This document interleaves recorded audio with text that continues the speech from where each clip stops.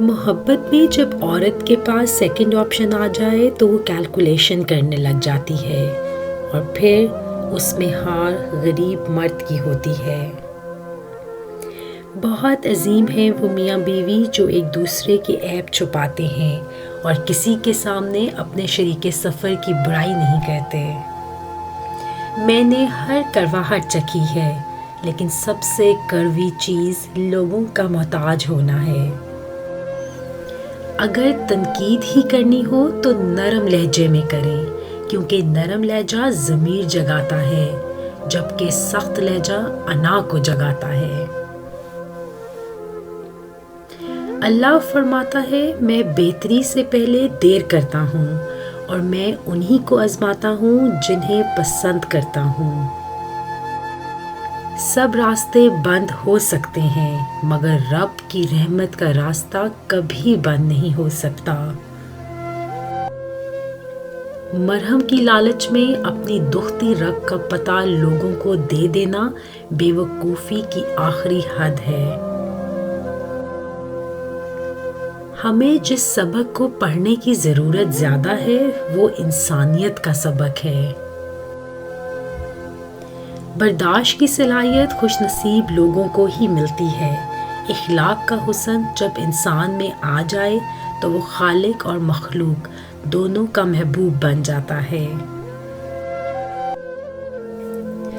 بھرے بازار سے اکثر خالی لوٹ آتا ہوں، کبھی خواہش نہیں ہوتی، کبھی پیسے نہیں ہوتے۔ یہ دنیا منافقوں کی جنت ہے، یہاں وہی کامیاب ہے جس کے دو چہرے ہوں، لیکن یہ لوگ ہمیشہ بے چین رہتے ہیں۔ مخلص تنہا ضرور ہوتا ہے مگر ہمیشہ پرسکون رہتا ہے۔ بے نسلی لوگوں کی سب سے بڑی نشانی یہ ہوتی ہے، تم اسے جتنی عزت دو گے وہ تمہیں اتنی ہی تکلیف دیں گے۔ بس اس بات کا صبر ہے کہ اوپر والے کو سب خبر ہے۔ اپنے وقار کو محفوظ رکھیں، چاہے آپ کو اپنے کمرے کی دیواروں سے ہی دوستی کیوں نہ کرنی پڑے۔ کبھی کبھی ہم کچھ لوگوں کو زیادہ مقام دے کر بگاڑ دیتے ہیں۔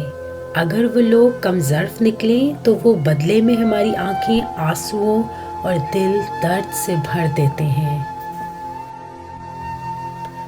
کبھی ہمارے ہی دانت ہماری اپنی زبان کو کاٹ لیتے ہیں، جانتے بوجھتے نہیں، صرف غلطی سے۔ تو کیا دانت نکلوا دو گے؟ اپنوں سے غلطی بھی ہو جاتی ہے، اس میں اتنا ناراض ہونے والی بات نہیں۔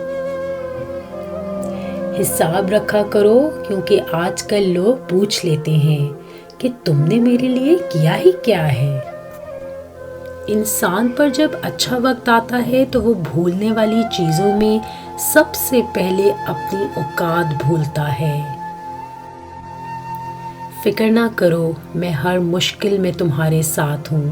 معذرت کے ساتھ، یہ جملہ کثرت سے وہ لوگ بولتے ہیں جو وقت پڑنے پر کبھی بھی دستیاب نہیں ہوتے۔